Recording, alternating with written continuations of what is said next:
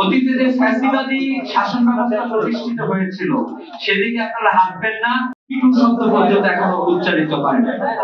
আমরা তীব্র নিন্দা এবং প্রতিবাদ জানাচ্ছি। আমরা বলতে চাই যে অবিলম্বে আপনারা জনগণের সিদ্ধান্ত মেনে নিন। গণভোটে জনগণের যে প্রত্যক্ষ মতামত এসেছে সেই মতামতকে আপনারা মেনে নিন।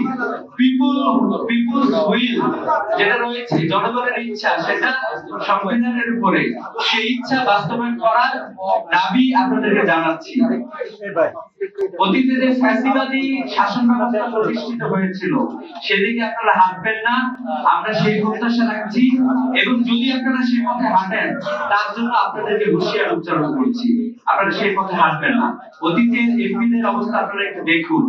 17টা বছর তারা জনগণকে জনগণ মনে করেন নাই, তারা নিজেদেরকে প্রভু মনে করেছিল, অন্যদেরকে প্রজা মনে করেছিল। কিন্তু আপনারা দেখেন তাদের অবস্থা কি হয়েছে। তাদেরকে আজকে বাংলাদেশের কোনো জায়গায় খুঁজে পাওয়া যায় না।